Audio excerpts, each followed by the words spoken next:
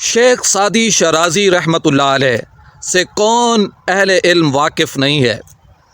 آپ بہترین مصنف، شاعر، فلسفی اور سب سے بڑی چیز آپ بہت بڑے سیاح تھے۔ 120 ملکوں کا اس وقت سفر کیا جب جہاز نہیں تھے، ریل گاڑی کا دور نہیں تھا، کار اور موٹر سائیکل کا تصور بھی ذہن کے اندر نہیں گزرا تھا۔ یہ بہت بڑے اہل علم میں شمار ہوتے ہیں۔ ان کی 2 کتابیں درس نظامی کا حصہ ہیں۔ جب تک درس نظامی باقی رہے گا، مدارس کے اندر طلباء پڑھتے رہیں گے، ان کی کتابیں بھی باقی رہیں گی۔ ایک نثر ہے، اس کے اندر حکایتیں لکھتے ہیں، اور ایک شعر و شاعری کی کتاب ہے۔ نثر کی کتاب گلستان ہے، اور بوستان کے اندر شعر و شاعری سے لوگوں کی اصلاح کرنے کی کوشش کی۔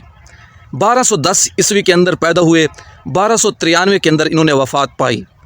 آج میں ان کی زندگی کے بارے میں آپ کو بتانے والا نہیں ہوں، بلکہ ایک ان کے ساتھ پیش آنے والے واقعے کی طرف آپ کا دھیان دینا چاہتا ہوں۔ حضرت شیخ سعدی رحمتullah علیہ جوانی کے زمانے کے اندر بہت غربت اور افلاس کا شکار ہو گئے تھے۔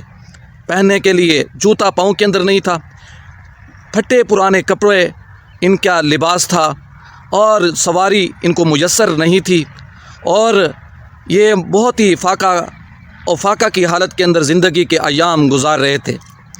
علم کی طلب کے لیے جا رہے تھے۔ یہ حضرت شیراز میں ایران کے شہر کے اندر پیدا ہوئے۔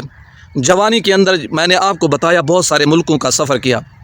یہ جا رہے تھے، راستے کے اندر ان کا پاؤں سے جو جوتی تھی وہ گھس کر ٹوٹ کر گر گئی، پہننے کے قابل نہ رہی، اور یہ ایسے جا رہے تھے۔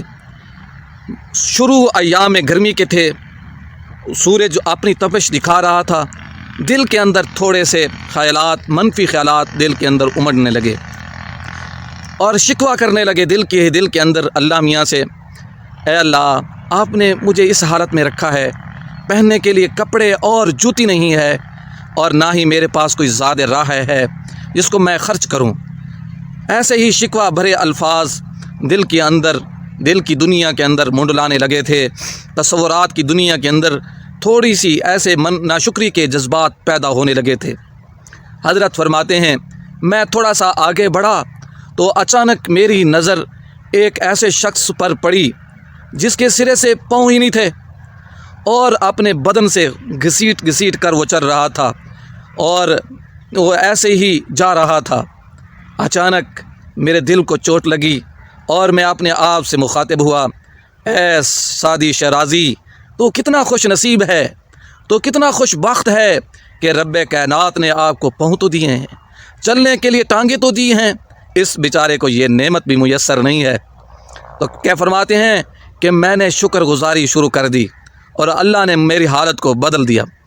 آپ کا پاک رب بھی اپنی پاک کلام کے اندر کہتا ہے، لَإِن شَكَرْتُمْ لَأَزِيدَنَّكُمْ وَلَإِن كَفَرْتُمْ إِنَّ عَذَابِي لَشَدِيدٌ۔ اگر تم میری نعمتوں کی شکر گزاری کرو گے، میں نعمتیں بڑھاتا چلا جاؤں گا، میں اور دیتا چلا جاؤں گا، اور اگر نہ شکری کرو گے تو میرا عذاب بڑا سخت ہے۔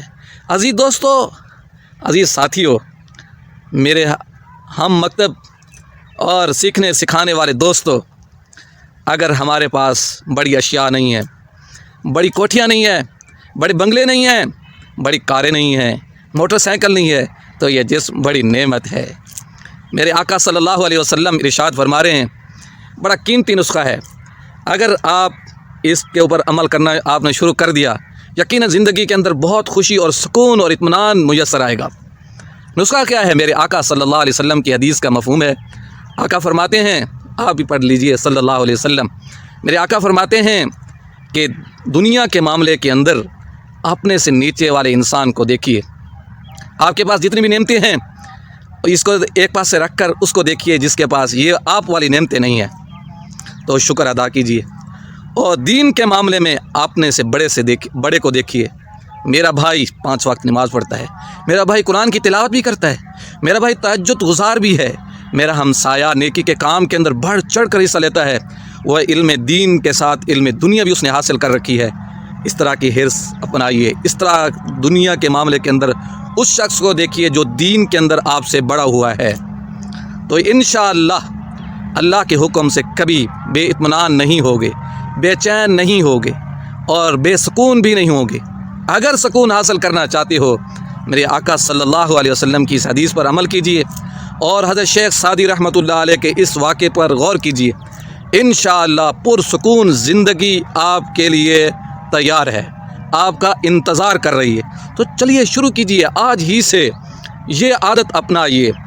دین کے معاملے میں اپنے والے نیچے والے انسان کو دیکھیے اور دنیا یا دین کے معاملے میں آپ سے بڑے کو دیکھیے۔ دنیا کے معاملے میں آپ نے نیچے والے کو دیکھنا ہے، دین کے معاملے میں آپ نے سے بڑے کو دیکھنا ہے۔ تو دیکھیے پھر زندگی کا بدلنا، اسے کہتے ہیں اصل تبدیلی۔